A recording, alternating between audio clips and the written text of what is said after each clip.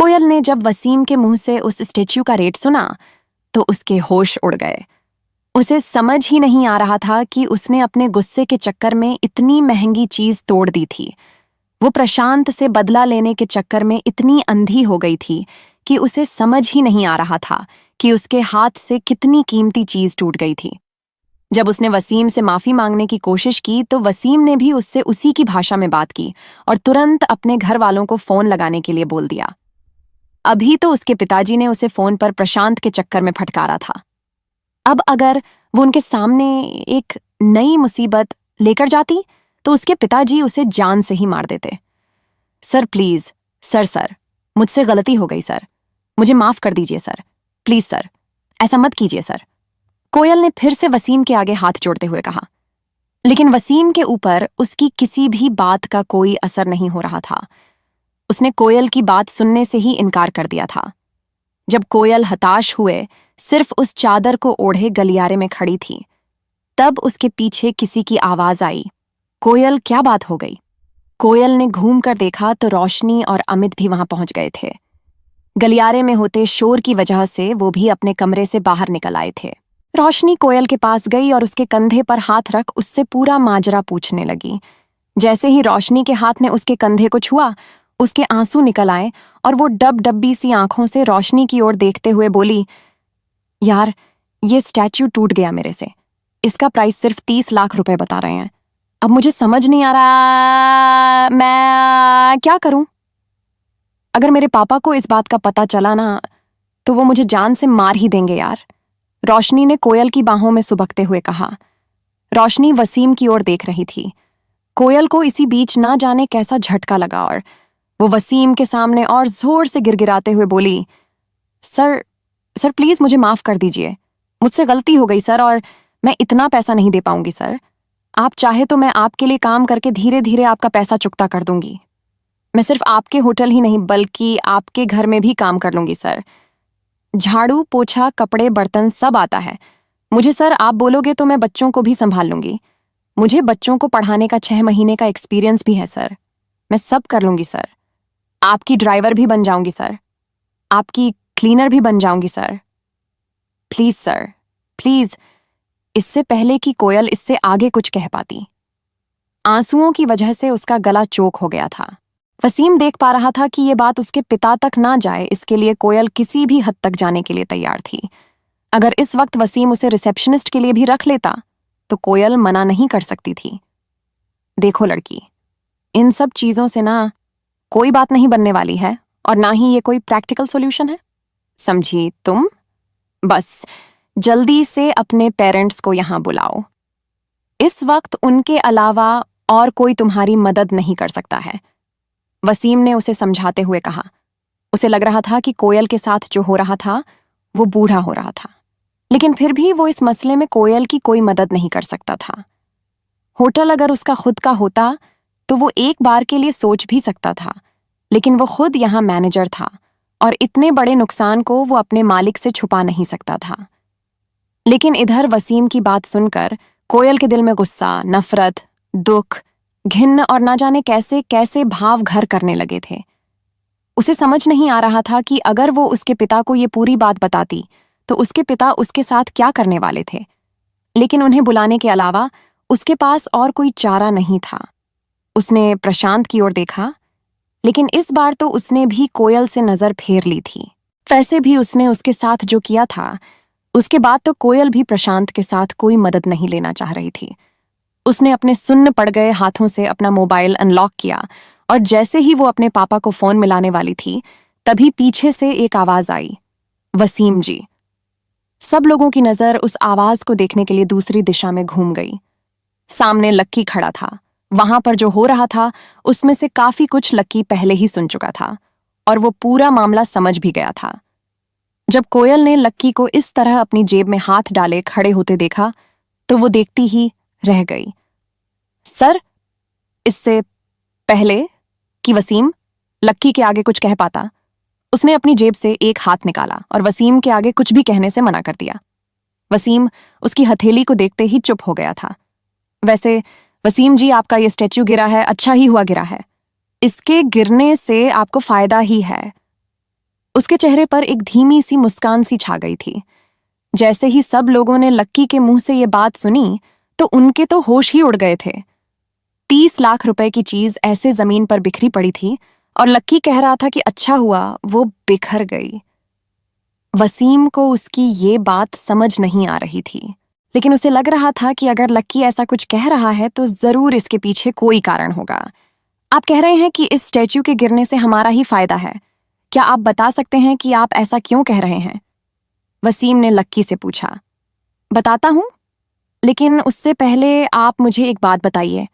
आपके होटल में ज्यादातर लोग भारत से आते हैं या फिर विदेश से?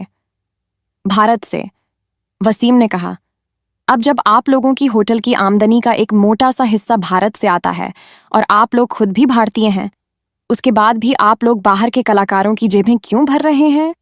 आप बाहर से इतने महंगे स्टैच्यू मंगवा रहे हैं। आपको मालूम है ना कि हमारा देश आज विकसित हो जाने की राह पर चल रहा है। हम आजाद हो गए हैं, लेकिन पूरी तरह से आजाद नहीं हैं हम। क्यों अपनी गलियारों को सजाने के लिए बाहर से स्टैच्यू मंगवाएं, जबकि हमारे कलाकार किसी से कम नहीं हैं? अब ऐसे में अगर लोगों को पता चल गया कि एक विदेशी स्टैच्यू के गिर जाने की भरपाई आप अपने एक भारतीय कस्टमर से मोटा पैसा लिया है, तो लोग आपको पसंद नहीं करेंगे। जब ये बात किसी न्यूज़ चैनल पर आ गई तो आपके शेयर गिर जाएंगे और जीतने का ये पुतला नहीं है, उससे ज्यादा का तो आपका नुकसान हो जाएगा। लोग आपके होटल को बॉयकॉट करने लगेंगे और इसका नुकसान सिर्फ आपके होटल को ही नहीं होगा, बल्कि बाकी बिजनेस पर भी पड़ेगा। इसलिए मैं आपकी भलाई के लिए कह रहा हूं कि इस विदेशी स्टैच्यू से आपको निजात मिली है और यह आपके लिए ही फायदेमंद हुआ है। लक्की ने अपनी बात खत्म कर वसीम और बाकी के लोगों को देखा। अभी अभी सब लोगों ने जो सुना, उसके बाद उन्हें हंसी के अलावा और कुछ नहीं आ रही थी।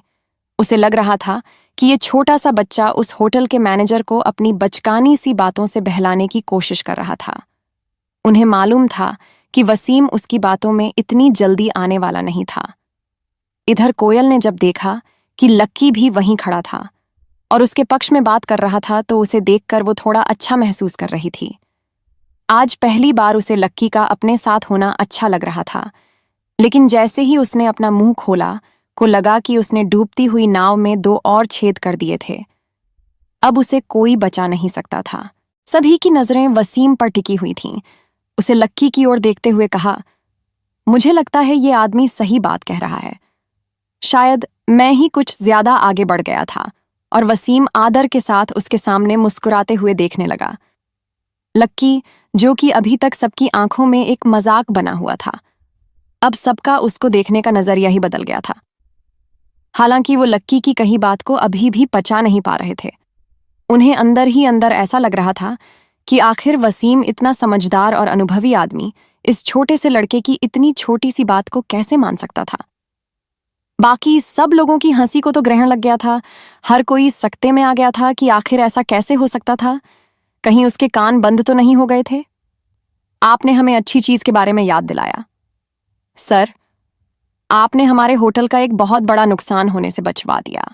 Thank you so much, Wasim ने कहा। ऐसा नहीं था कि वो सिर्फ लक्की की हाँ में हाँ मिलाने के लिए उसकी बात को मान रहा था। वो समझ गया था कि लक्की इस वक्त कोयल को बचाने की कोशिश कर रहा था, पर इस वक्त सिर्फ ऐसे ही किसी बेवकूफ भरी बात से उसे बचाया जा सकता था। इसलिए वसीम ने भी उसकी हाँ में हाँ मिला दी थी और उसके साथ बेवकूफ बन गया था। तो फिर अब आप कंपनसेशन के बारे में क्या कहने वाले हैं सर? लक्की ने जानबूझकर वसीम से पूछा। नहीं सर, कंपनसेशन का तो अब सवाल ही पैदा नहीं होता।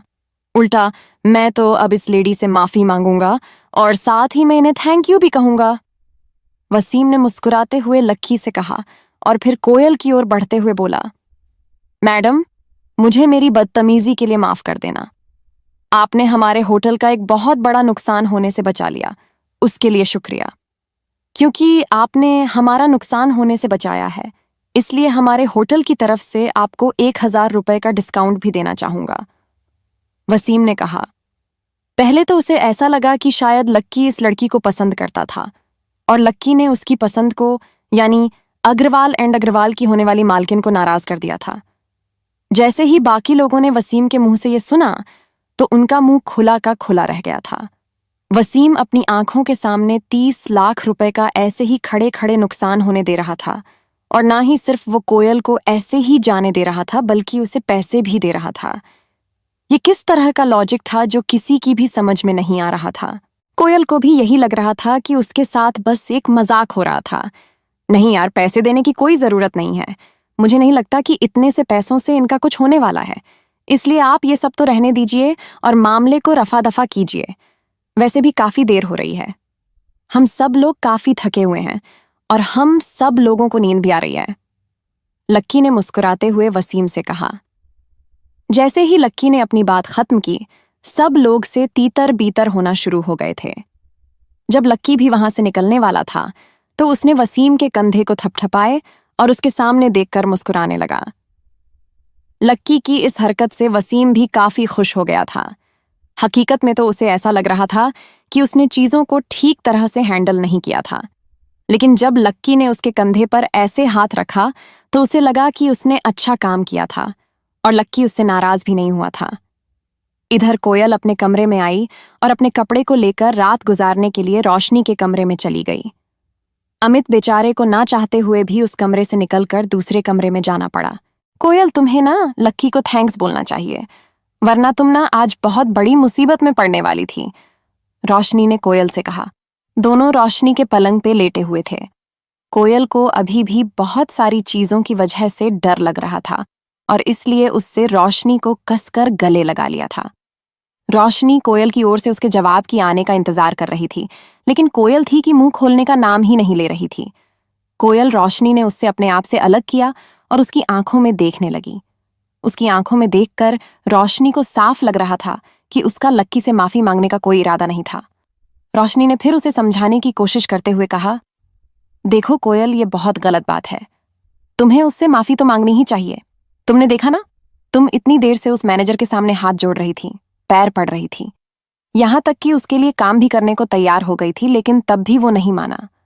वहीं लक्की उसके पास आया, थोड़े से शब्द कहे, 2-4 लॉजिक दिए और उसकी बात एक झटके में मान गया। तुम्हें क्या लगता है, क्या लक्की पहले से यहाँ के मैनेजर को जानता है? नहीं यार, कुछ भी ऐसे मत सोचो। तुम तो ऐसे कह रही हो जैसे तुम्हें मालूम ही नहीं कि लक्की किस तरह के बैकग्राउंड से आता है। अगर वो मैनेजर वसीम को जानता तो इसका मतलब तो ये भी हो सकता है कि वो इस होटल का मालिक होता। अब क्या कोई मालिक अपना ही नुकसान करवाता, और वो भी 30 लाख रुपए का? कोयल ने कहा और हंसकर अपनी गर्दन को ना में हिला दिया। उसके बाद फिर से रोशनी की ओर घूमी और बोली, मुझे लगता है लक्की ने जो वो बेकार सी बात कही, वो सुनकर मैनेजर का दिल ना पिघल गया था। मेरे पापा भी बिजनेसमैन है ना, इसलिए मैं जानती हूं कि वो कैसे उल्टी सीधी बातें करके लोगों को बेवकूफ बनाते हैं। इसलिए अगर उस मैनेजर ने वो बात मान ली ना, तो इसमें लक्की का तो कोई लेना देना है नहीं। फिर भी कम से कम वो तुम्हारे लिए बोला तो तुम्हारे प्रशांत ने तो वो भी नहीं किया तुम्हारे लिए, रोशनी ने उसकी टांग खींचते हुए कहा।